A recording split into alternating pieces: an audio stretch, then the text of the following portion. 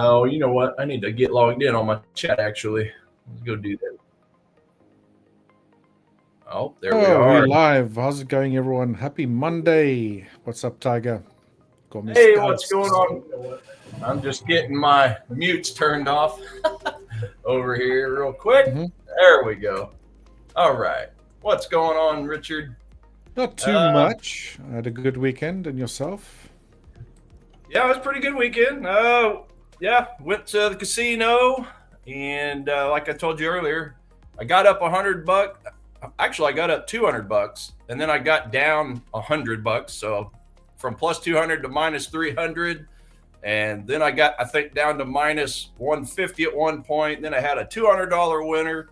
So that, that got me to break even, and that included the expensive beers there at the casino that they basically paid me to drink, right? So, hey, nothing wrong with that. So that's a win all in itself when you're getting $6 beers a pop.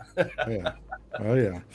But no, it's cool to go. I mean, I've never really been a casino person. Even all those years I went to Vegas and Reno for nationals for bowling, like I would play in the slots just because all my other team was doing it, but I never really had much of a thrill in it. But I don't know, it's starting to grow on me a little bit, and I think that's scary. And it doesn't help that it's 10 minutes. I don't like a casino. I'm so unlucky. Yeah, do they have? But no, it's fun. It's always, hey, you know what? It's I try to look at the slot machine, as silly as it sounds, through the prism of trading. I mean, there's a little bit of a stop loss thinking that goes into it, knowing when to hold them, knowing when to fold them, as Kenny Rogers once said here in the States. So break even was that was a win for me. Meanwhile, my sister and nephew, I think they lost about 100, 150 apiece.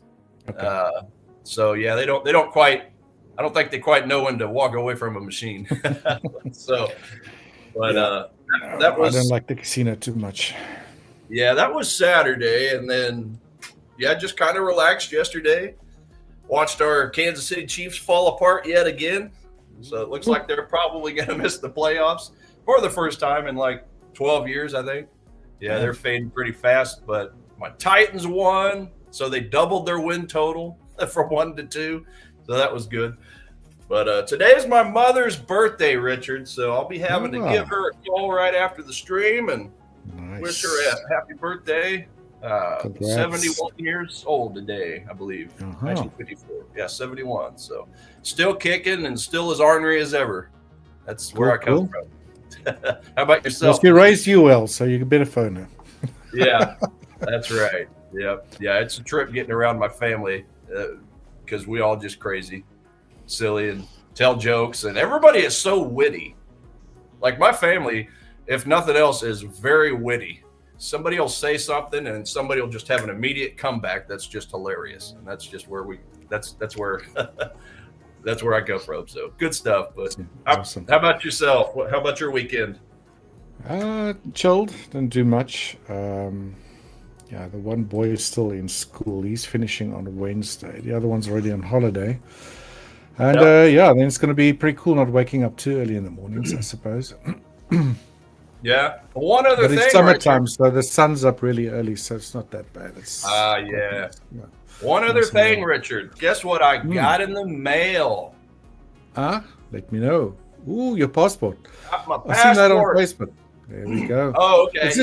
You're going on? Is this your first passport, or what's going on, Tiger? No, it's my second. So, my second and a half. Let me explain that. So, I've had one since 2007, I think, 2008. But in 2012, when I went back to Mexico, I was in Mexico City, and I took an autobus from Mexico City across the valley of a couple volcanoes, 2 hours south down to another city, Puebla. And I got off, and I like a dingbat, I just left my bag on there with my passport.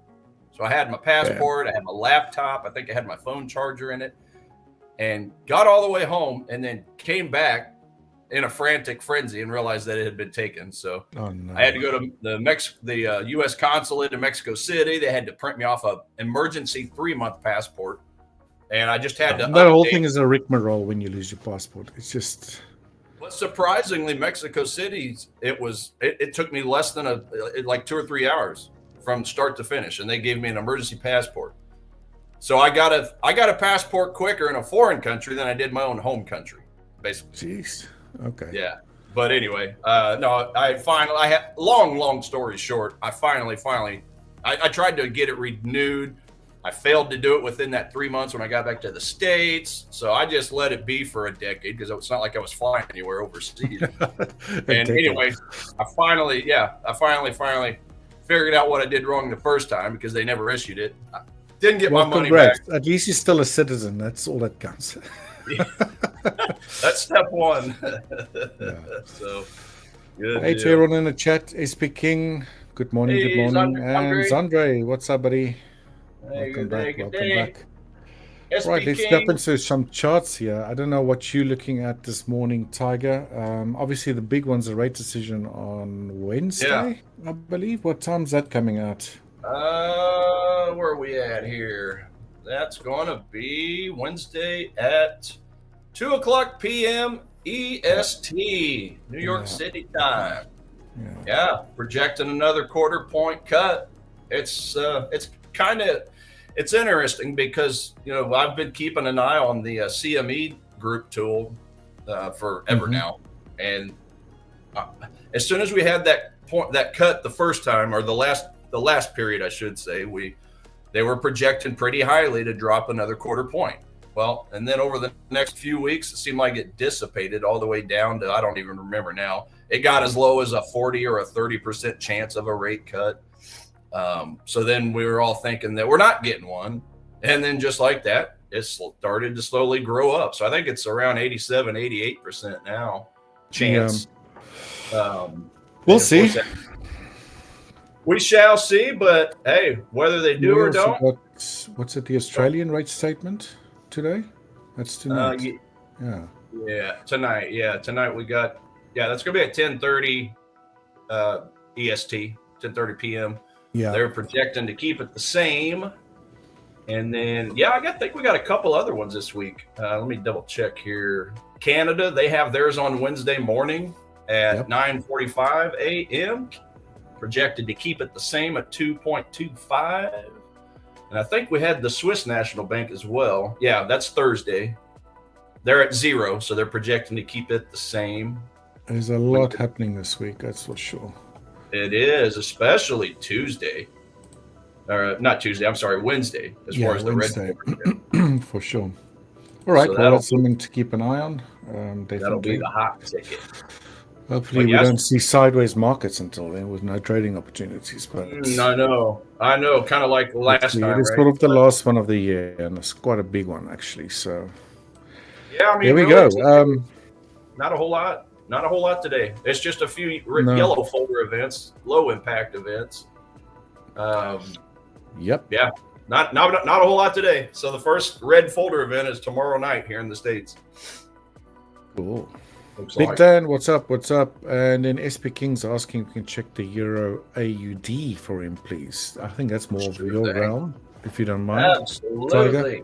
Then I'll just go through the Euro, the usual dollar index, some of the majors afterwards. And crude oil's pretty interesting at the moment as well. So I'll have a look at all that. So maybe just go through your speedometers, as we call them. Yeah, we'll definitely get over here to the Euro Aussie in just a moment. Because I can already see a supply zone there. You know what? I'll go through it first, Richard, just because I haven't even gotten my top setups copied over. Okay. So Euro Aussie doesn't look like it's on my bullish or bearish list. So we'll just take a look at this thing technically. Swing high, swing low. Okay, this is a 4-hour chart. So let's see if we can find something in this area. Let's go down to a 1 hour. Okay, we do have a 1 hour supply here. Looks like I drew up a spot there. 15. Draw up a 15. We'll put a 15-minute supply zone line in there because of that candle. Gaps in all these cases. Okay, that's showing strength coming out of that area. I guess what I drew up last week looks like it remains true today or this week. Just give us give us a little bit of a pullback if you're just looking for like a technical, like a several hour, 1 or 2 day swing trade. Okay, you could potentially be looking at something kind of like this, because I mean we are in a long-term downtrend. Okay, we just saw the 4-hour time frame ever since November the 25th. So right before Thanksgiving. Ever since Thanksgiving, this asset's just been going down. We've broken this, excuse me, we've broken this structure over here to the far left, broken this low. So that shows me that there is some strength somewhere in this area. Okay, if it's strong enough to break through a swing low, we have to keep an eye on that. It was quite a move lower, that. Very, very aggressive. Yeah, exactly. So we're starting to get that slow curl back up. That's what we like to see when we're trying to short sell. Just get that slow move up. Obviously, you go down to a smaller time frame. You want to see higher highs and higher lows. Okay, a reverse or a counter trend, so to speak, on a small time frame, and then you come all the way down. And yeah, I mean, let's just zoom in on this supply area here. Okay, that's a 5-minute time frame, and you still have a really strong gap out of price or out of the basing action. Okay, there's your gap right there. So a lot of inefficiency in this area.